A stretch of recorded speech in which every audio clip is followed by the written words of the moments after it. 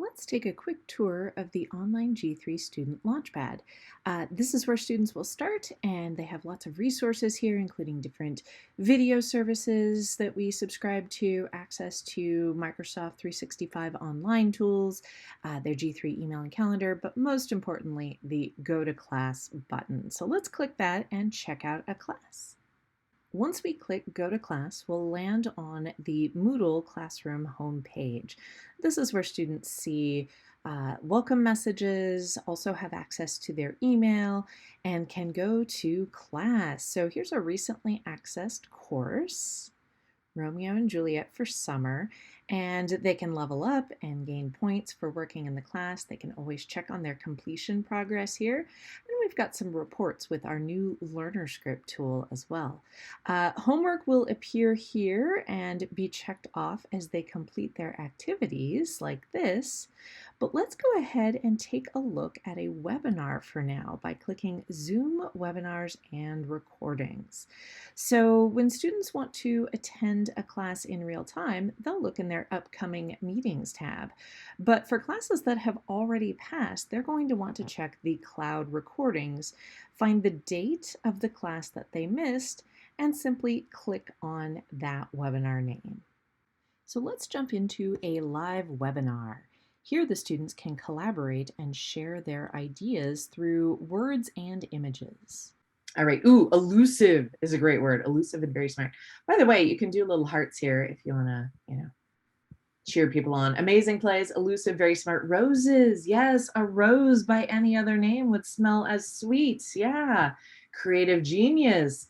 Twelfth Night, Midsummer Night's Dream, famous plays, Hamlet. Yes. Quick question. Does anybody know approximately how many plays he wrote in his lifetime?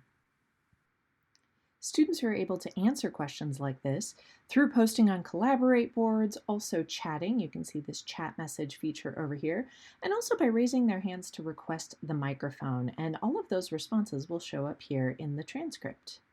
Here's an example where a student has requested the microphone to read an excerpt from the play. From forth the fatal loins of these two foes, a pair of star-crossed lovers take their life. Whole misadventures, piteous overthrows, do with their death bury their parents' strife. The fearful passage of their death-marked love, and the continuance of their parents' rage, which, but their children's end not could remove, is now the 2 hours traffic of our stage. Okay, we're going to do something cool with this, okay? I'm going to turn the page here, and this is going to turn into a drawing activity. So everybody now has this prologue with drawing tools on top.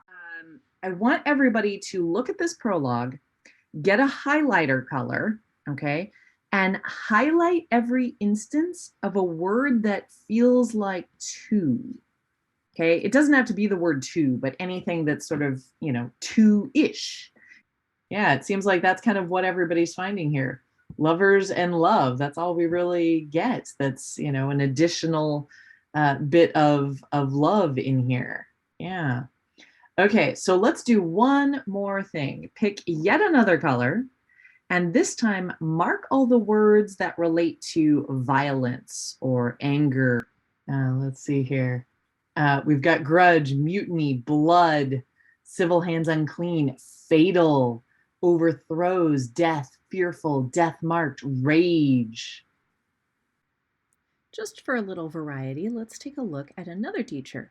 This is a class from Headmaster Galahad talking about World War II, and he opens up with a 360 view of Omaha Beach. I will show you that view now via our screen.